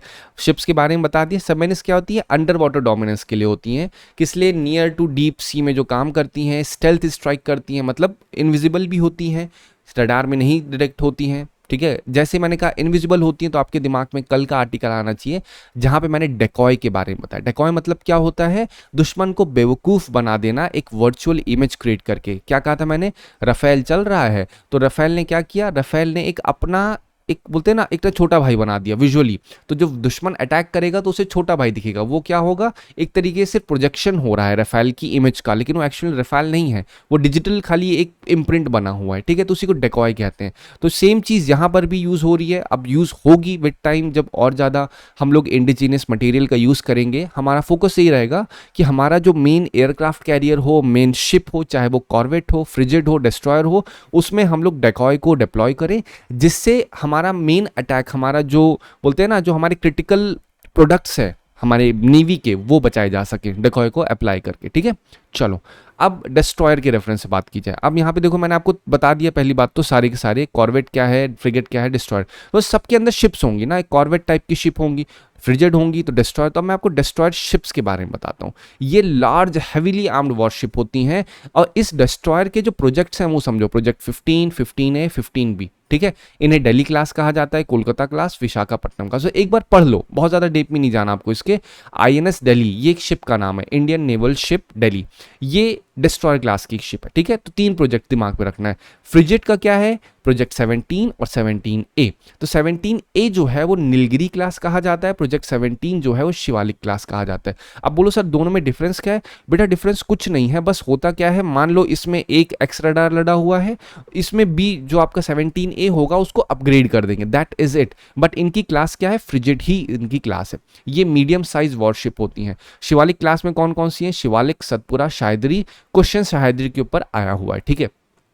फिर 17A जिसे नीलगिरी क्लास कहते हैं, उसमें क्या है, नीलगिरी, उदयगिरी। आज अभी देख आप नोटिस किया यहाँ पे क्या क्वेश्चन था, ध्यान से आप देखिए, उदयगिरी और हिमगिरी के ऊपर बात हो रही है, ठीक है, वही सेम चीज़ यहाँ पे मैंने आपको बता दिया। उदयगिरी क्या है, आपका एक 17A के प्रोजेक्ट के अंडर में आता है। अभी जो बाकी चीज़ें हैं वो अंडर कंस्ट्रक्शन है। यहाँ पे हमने 75% इंडिजिनस प्रोडक्ट्स का, इंडिजिनस मटेरियल का यूज़ किया हुआ है। अब ये डिस्ट्रॉयर की कैटेगरी हो गई, फ्रिजिड की कैटेगरी हो गई। अब मैं आपको कॉर्वेट्स का बताता हूँ। कॉर्वेट्स में दो प्रोजेक्ट्स हैं, प्रोजेक्ट 28, प्रोजेक्ट 25। देखो जैसे ही आपके दिमाग में 17A आए तो 17 आए तो आपके दिमाग में अच्छे शिवालिक क्लास, अच्छा सर ने फ्रिजिड बताया था, मतलब मीडियम साइज शिप्स होंगी, मतलब मीडियम साइज की शिप्स होंगी। जैसे ही कहा जाए भैया ये आपका डिस्ट्रॉयर प्रोजेक्ट 15, दिमाग सर नहीं ये बड़ी शिप्स बताया था सर ने इसके बारे में, इसलिए मैंने ग्रुपिंग कर दिया। अगर मैं 17 15 मिक्स करके बताऊं तो आपको समझने में दिक्कत होगी। कॉर्वेट बोलो नहीं सर ये बताया था सर ने कि कोस्टल एरियाज में जो शिप्स चलती हैं ना, जो कि क्या काम करती हैं, एक तरीके से मॉनिटरिंग करती हैं, पेट्रोलिंग करती हैं, उसमें आता है। तो इसमें दो क्लास है, 20 और 25A, जिसे कमरोता और कोरा क्लास कहा जाता है। इसमें अलग अलग शिप्स हैं, एक बार बस पढ़ लो आपका काम हो जाएगा। अब सबमरीन्स की बात की जाए तो सबमरीन्स के लिए अलग प्रोजेक्ट है, प्रोजेक्ट 75, प्रोजेक्ट 75I, फिर एरिहंत क्लास। ठीक है, ये प्रोजेक्ट है। इसके अंदर में शिप्स हैं INS कलवरी। INS कलवरी क्या है, क्या ये कोई आपका वो है जो सरफेस पे सी के रहता है? आंसर इज नहीं, ये सब सबमरीन्स हैं। ये सब क्या है, ये सबमरीन के रेफरेंस में देखी जाती हैं। अपकमिंग प्रोजेक्ट है हमारा जिसमें हम बहुत ही एडवांस सबमरीन्स को यूज़ करेंगे, जहाँ पे स्टेल्थ और ज़्यादा एडवांस रहेगा, डेकॉय का और ज़्यादा डिप्लॉयमेंट होगा। इस तरीके से हम अपनी सबमरीन्स का डेवलपमेंट करेंगे। तो जब भी 75 प्रोजेक्ट आए तो दिमाग में आना चाहिए क्या, ऐसे बोल सकते हैं project 75 is in context with corvette, ऐसे बोल सकते हैं। ऑब्वियसली गलत है। Project 75 is in context with destroyer, गलत है। बोल देंगे प्रोजेक्ट 15A, या फिर बोल दें प्रोजेक्ट, क्योंकि करंट में क्या चल रहा है, प्रोजेक्ट 17A चल रहा है, तो बोल देंगे project 17A is in context with the Kalvari class INS Khanderi, ऐसे करके बोल देंगे तो ऑब्वियसली गलत हो जाएगा, क्योंकि यूपीएससी अक्सर ऐसे ही रिप्लेसमेंट करता है। ठीक है, चलो अब एयरक्राफ्ट कैरियर की बात की जाए। ये तो शिप्स थी, डिस्ट्रॉयर बताया, कॉर्वेट बताया, फिर मैंने आपको बता दिया फ्रिजिट्स। अब मैं आपको बताता हूँ एयरक्राफ्ट कैरियर के बारे में। एयरक्राफ्ट कैरियर बेसिकली आपका अभी हमारे पास INS विक्रांत ही है, 45,000 टन का है। फिर दूसरा जो अब प्रपोज किया गया INS विशाल किया गया है। इंडियन एयरक्राफ्ट कैरियर सेकंड रहेगा, 65,000 टन का रहेगा।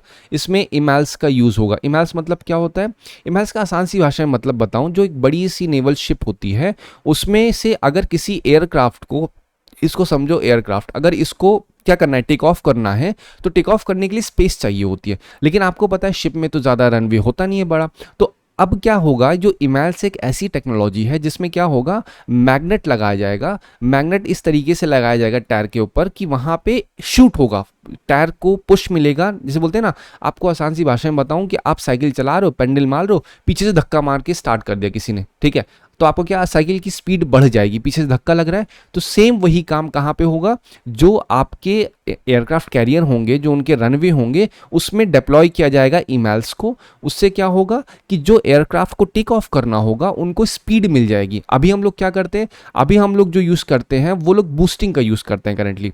बूस्टिंग क्या होती है, बूस्टिंग से एक गैसेस होती हैं, गैसेस को डिप्लॉय किया जाता है, फिर वो समय लेती है दोबारा रीबूस्ट होने में। इससे क्या होता है, कभी अगर ऑपरेशन चल रहा है तो वहाँ पे बड़ी दिक्कत होगी हमें। लेकिन ईमेल्स क्या करेगा, ईमेल्स मैग्नेट कनेक्टेड होगा, जैसे ही डिप्लॉय करेंगे ऑन स्पॉट बहुत ही कम समय में बहुत आसानी से पुश करेगा, और पुश करने से वो स्पीड मिल जाएगी एयरक्राफ्ट को कि वो ऑन स्पॉट टेक ऑफ कर सके। और टेक ऑफ ही करना होता है क्या, आंसर इज नहीं, लैंड भी करना होता है। तो लैंडिंग के लिए भी पर्टिकुलर रनवे चाहिए होता है। अगर आपने टॉप गन मैवरिक देखी होगी तो वहाँ पे नोटिस किया होगा आपने कि जब कभी लैंड होता है, ठीक है, जब लैंडिंग होती है तो लैंडिंग में क्या नीचे डिप्लॉय किया जाता है ना, वो क्या आप देखिए होगे ना, धागा टाइप होता है, ऐसे रोक लेता है। तो क्योंकि स्पीड बहुत ज़्यादा होती है जेट जो एयरक्राफ्ट्स होते हैं, तो उनकी स्पीड लो करने के लिए भी एमएल्स का यूज़ होता है। दैट्स ऑल, इतना ही आपको जानना है। आप एक और चीज़ बोलते हैं, ये सब किस लिए है, ये सब शिप्स के कनेक्शन में था। एक और है जिसे हम लोग torpedo launch and recovery vessel भी TLRV कहते हैं, और इसमें एक कैटेगरी है INS अस्त्र धारणी की। ये क्या करता है, ये एक तरीके से अंडर वाटर वेपन टेस्टिंग के लिए यूज़ किया जाती है शिप ये। साथ ही साथ कहीं टॉर्पीडो, अगर टॉर्पीडो लॉन्च करना है उसके लिए भी INS अस्त्र धारणी यूज़ होती है। अगर कहीं पे टॉर्पीडो है तो उसे रिकवर करने के लिए भी अस्त्र धारणी का यूज़ होता है। ठीक है, मैंने आपको टोटल 6 डिफरेंट क्लासेस समझाई हैं। पहले तो बताया डिस्ट्रॉयर क्या होता है, फ्रिजेट क्या होता है, फिर कॉर्वेट क्या होता है। तो अब आपके दिमाग में होना चाहिए कि सर सबसे छोटा कौन सा है, कॉर्वेट, फिर क्या है फ्रिजेट, फिर क्या है, डिस्ट्रॉयर है, उसके बाद क्या है, उसके बाद अलग अलग कैटेगरी है, फिर फाइनली हमारे सबसे बड़े वाले दादाजी कौन है, वो है एयरक्राफ्ट कैरियर, फिर आपका सबमरीन्स है। बट बेसिकली सीक्वेंस में ये 3 चलते हैं। फिर उसके बाद क्या आता है, torpedo launch and recovery vehicle, जो कि आईएनएस अस्त्रधारिणी है। ठीक है, अब बोलो सर ये सब का आपने बता तो दिया, बट कैसे पीवाईक्यू में आता है, ठीक है, वो भी बताना जरूरी है। लेकिन उससे पहले आपको बताऊं मैं कि इंडियन नेवी किस तरीके से, इंडियन नेवी को इतना स्ट्रेंथ क्यों दी जाती है, पॉइंट ही है, या फिर इंडियन नेवी अपने आप को इतना ज़्यादा स्ट्रेंथन करने की कोशिश क्यों कर रही है। ठीक है, क्या हम कोऑपरेट भी करते हैं जो आसपास के लिटोरल्स नेशंस होते हैं। लिटोरल्स मतलब क्या होता है, लिटोरल्स मतलब ऐसी कंट्रीज जहां जो कोस्टल एरियाज में हो, ठीक है, मतलब आइलैंड नेशन हो या जिनकी कोस्ट लाइन्स हो, ये उन्हें लिटोरल्स कहा जाता है बेसिकली। ठीक है, तो क्या इंडियन नेवी जो हमारे आसपास के नेबरिंग कंट्रीज हैं, जो हमारे आइलैंड कंट्रीज हैं, क्या उनके साथ भी हम लोग कोऑपरेट करते हैं, क्या कुछ है कोऑपरेट करने के लिए? Answer is yes. वो क्या है, इंडियन ओशियन नेवल सिंपोजियम। ठीक है, ये क्या है, ये एक फोरम है, किस लिए, इंडियन ओशियन जो रीजन है, मतलब जो हमारा हिंद महासागर है, इंडियन ओशियन है, उसके आसपास का जो रीजन है, जिस उस रीजन में जितनी कंट्रीज हैं छोटी छोटी, वहां की नेवीज आ करके एक फोरम में बैठेंगी, डिस्कस करेंगी, कोऑपरेट करेंगी एक दूसरे के साथ। ये है Indian Ocean naval symposium. Indian navy ने स्टार्ट किया था 2008 में। टोटल इसमें 24 मेंबर स्टेट्स हैं, 8 ऑब्जर्वर स्टेट्स हैं इसमें। ठीक है, ये पूरे इंडियन ओशियन रीजन को कवर करता है बेसिकली। इसका मेन ऑब्जेक्टिव क्या है, मैरिटाइम कोऑपरेशन को प्रमोट करना, security, disaster response Indian ocean में उसको प्रमोट करना। मीटिंग इसकी बीनियल होती है, साल में 2 बार होती है। ठीक है, फिर इसमें जो डिजास्टर रिस्पांस है उसको भी देखा जाता है, इंफॉर्मेशन शेयरिंग होती है।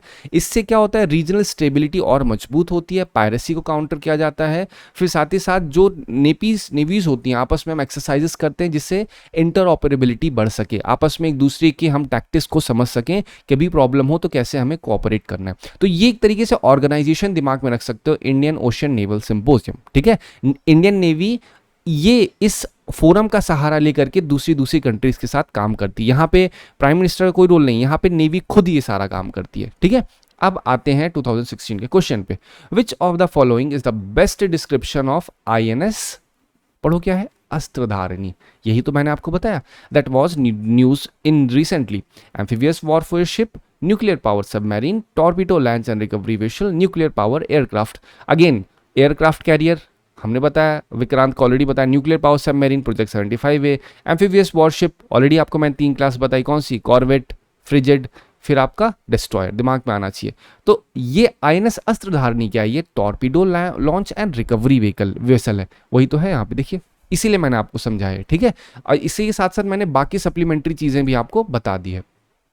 अब क्वेश्चन होगा सर ये आपने इंडियन ओशियन नेवल सिंपोजियम क्यों बताया, वो इसलिए बताया क्योंकि 2016 में ही एक और क्वेश्चन था, consider the following in respect of Indian Ocean naval symposium. ठीक है, this is the reason why I told you, उसकी और भी इंफॉर्मेशन मैंने आपको दे दी। इनॉग्रल आईएनएस का इंडिया में हुआ था इन 2015। अगेन कब हुआ था, 2008 में हुआ था, इंडियन नेवी ने किया था। ठीक है, under chairmanship of Indian navy. तो अक्सर यूपीएससी क्या करता है, मैंने हमेशा कहा है, जो बेसिक जो फैक्ट होते हैं ना, जो एकदम जैसे लगता है कि हाँ एकदम स्पेसिफिक फैक्ट होते हैं, उस पे यूपीएससी अक्सर बोलते हैं largest, best, this is that, this is this, ऐसे वाला जो फैक्ट होता है वहां पे यूपीएससी अक्सर कभी नंबर चेंज कर देते हैं या फिर कोई फैक्ट की इंफॉर्मेशन नेम को चेंज कर देती है यूपीएससी। ठीक है, तो कभी भी अगर इस तरीके से क्वेश्चन आ रहा है तो वहां पे आप एज अ ट्रिक दिमाग में रख सकते हो कि उसको रिप्लेस कर दो। IONS is a voluntary initiative that seeks to increase maritime cooperation among navies and littoral states of Indian Ocean region, वही तो आपको बताया, तो B is the right one. ठीक है, चलो प्रैक्टिस क्वेश्चन क्या है, consider following about stealth frigates. अब आपको समझ में of the Indian Navy, stealth frigates are design to reduce their radar, infrared and acoustic signatures. Again project INS Nilgiri project 17A is an example of stealth guided missile frigate. अब ये आपको खुद से करना है क्योंकि प्रैक्टिस क्वेश्चन बनाया तो मैंने, आप कोशिश करिए जो मैंने आपको अभी बताया, एक बार नोट्स को पढ़िए, फिर आपको आइडिया लगेगा अच्छे से कि ये सही है या गलत है। फिर थर्ड स्टेटमेंट है, stealth frigates are larger and more heavily armed than destroyer. देखो यूपीएससी ऐसे ही करता है कि भैया एक्स जो है 2 नाउन देंगे, एक एक्स नाउन है एक वाई नाउन है। एक्स नाउन क्या है, फ्रिजेट है, वाई नाउन क्या है, डिस्ट्रॉयर। तो कहेंगे एक्स वाई से ज्यादा मजबूत है, है कि नहीं? यही तो होता था। आपको कल भी मैंने बताया था, कैसे किया था कि जो हमारी अग्नि मिसाइल है, सॉरी जो आपकी ब्रह्मोस मिसाइल है, वो क्या है, बैलिस्टिक मिसाइल है। ऐसे करके क्वेश्चन आया हुआ था यूपीएससी में, एग्जैक्टली यही तो आया था, जहां पे एक्स की वैल्यू को रिप्लेस कर दिया था वाई की वैल्यू से। तो सेम यहाँ पे भी हो रहा है।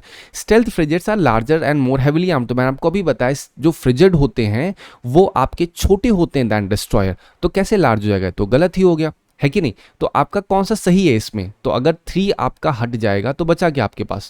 1 ए और बी बचा। तो बी को एक बार दोबारा पढ़िए। INS Nilgiri 17A is an example of stealth guided missile frigate. तो अब देखो 17A क्या एक फ्रिगेट का हिस्सा है?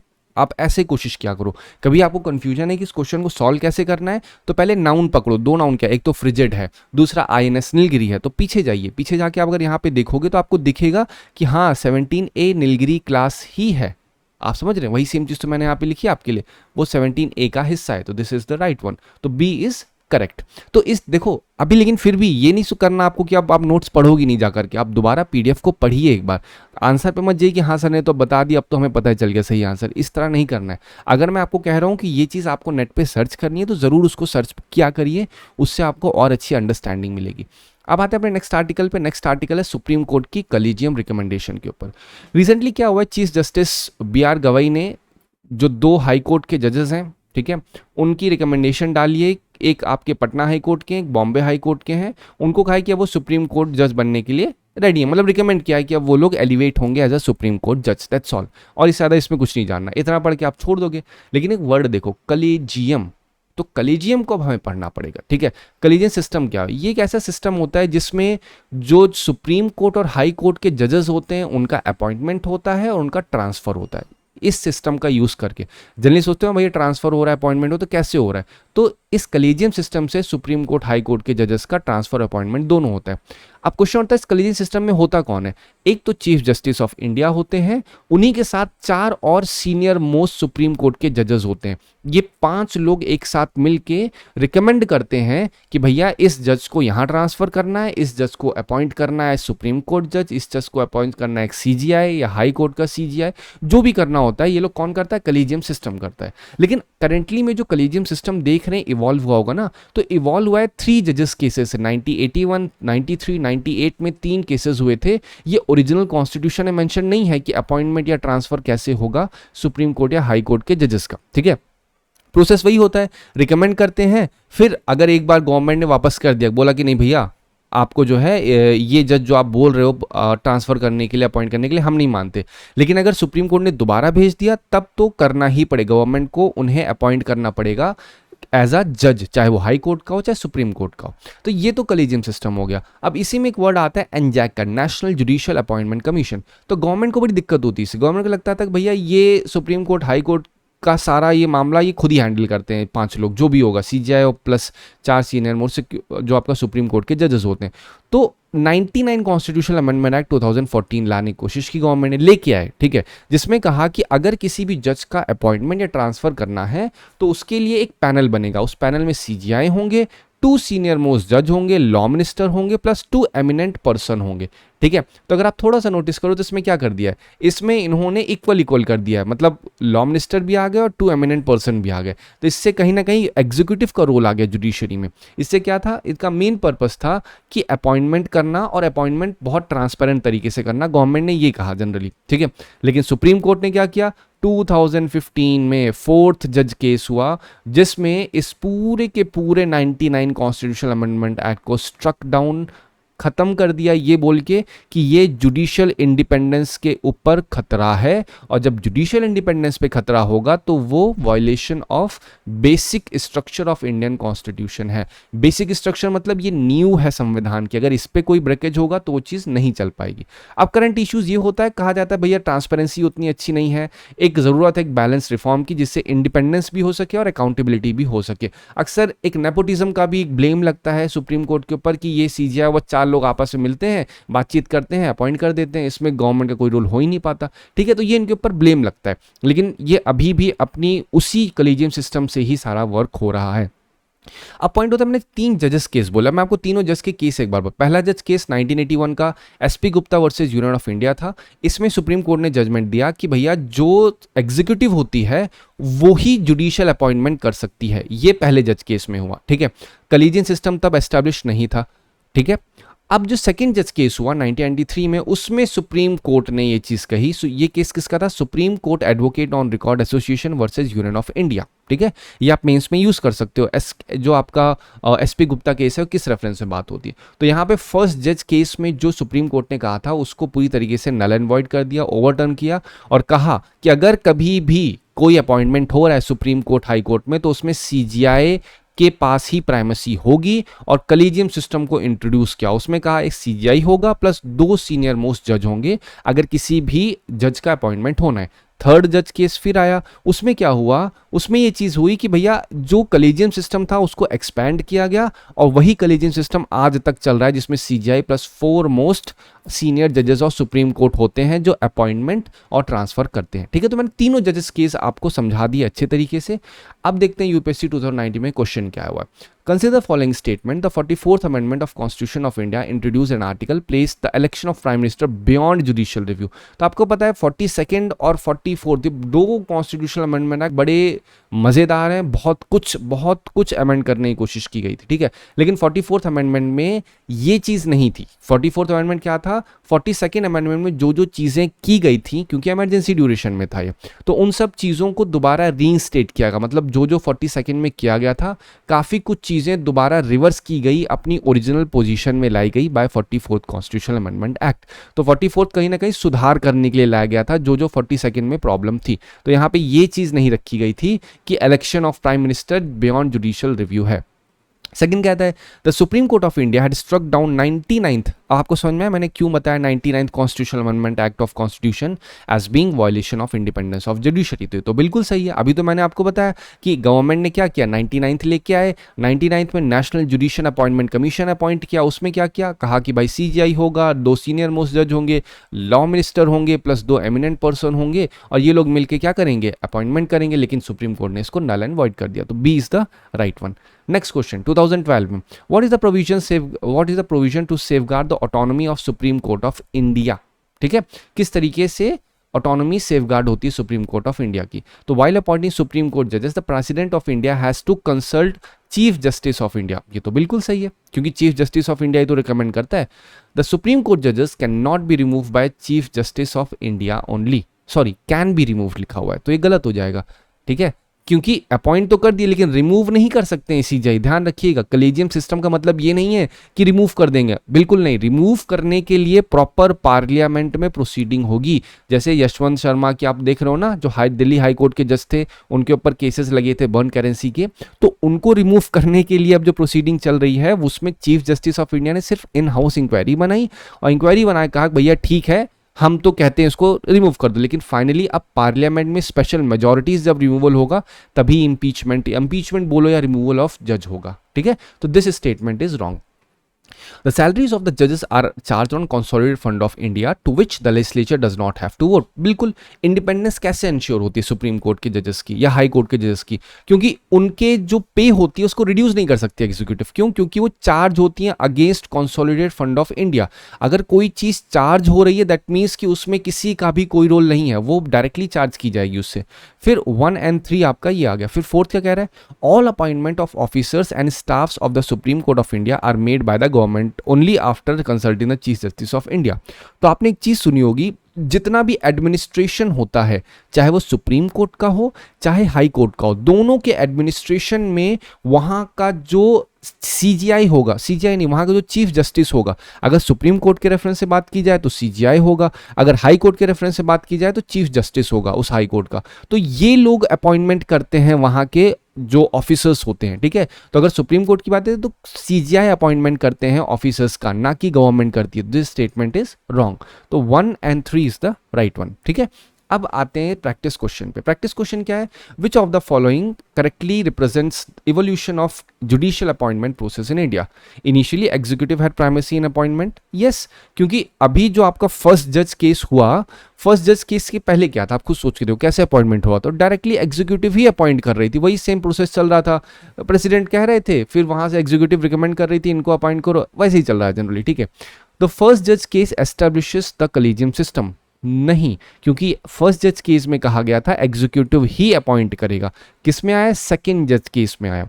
द सेकंड जज case give primacy to CGI opinion, तो ये सही है। ठीक है, थर्ड जज case expanded collegium to include CGI and four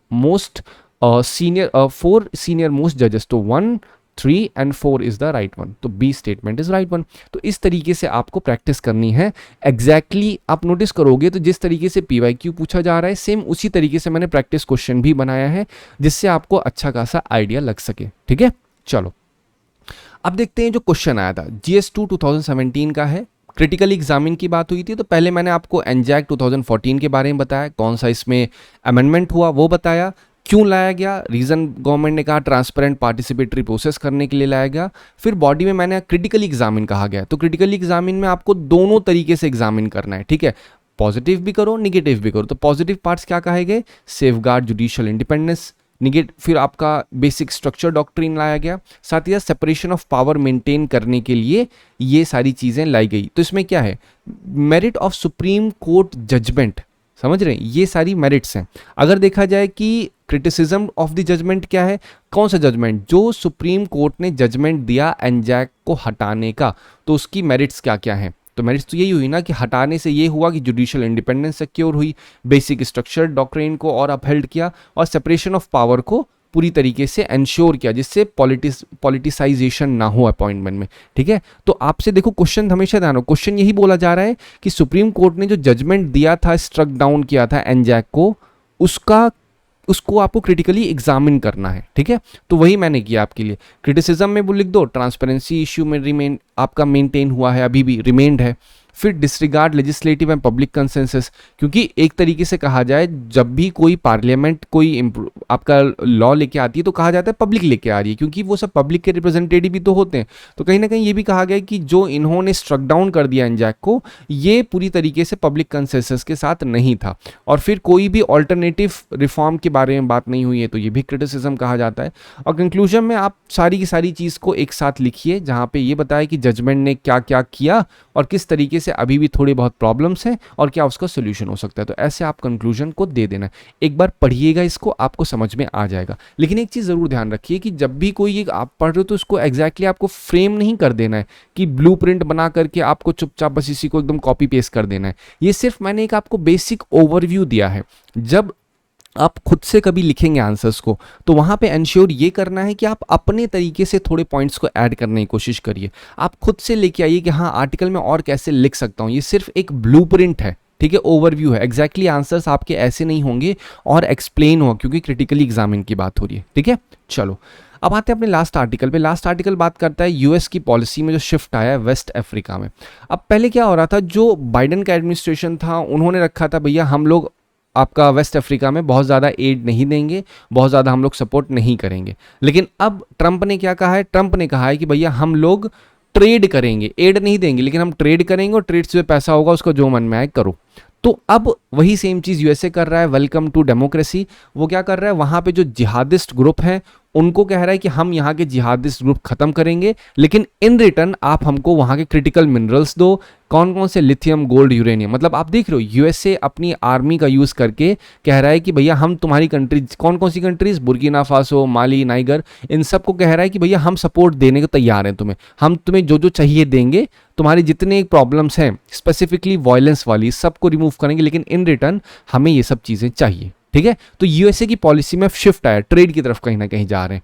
ठीक है, ये चीज़ यूएस के एनवॉयज अब पहुंच भी रहे हैं डिफरेंट कंट्रीज से, कैपिटल में कह रहे हैं कि भैया आपको हम इतना इन्वेस्टमेंट लेके आएंगे लेकिन इन रिटर्न मिनरल एक्सेस होना चाहिए। ठीक है, तो बेसिकली अभी आपको यही जानना है। अब अगर मैं बात की जाऊँ जियोपॉलिटिकल कॉन्टेक्स्ट की, तो क्या केवल अमेरिका ऐसा है जो कर रहा है? आंसर इज नहीं। साहिल रीजन जो है जुंता, अब मैं आपको जुंता बताता हूँ क्या होता है। जुंता का आसान सा मतलब होता है कभी भी फोर्स का यूज करके कभी किसी कंट्री की गवर्नमेंट को हटा दिया जाए। That's all. जुंता का मतलब क्या होता है? अगर मान लो जैसे आपने म्यांमार में सुना, तो क्या है जुंता का मतलब? चाहे मिलिट्री या फिर कोई पॉलिटिकल पार्टी फोर्स का यूज करे, वायलेंस का यूज करे पावर को हटाने के लिए, गवर्नमेंट जो एस्टेब्लिश गवर्नमेंट है उसको हटाने का काम जब करे तो उसे हम लोग जुंटा कहते हैं।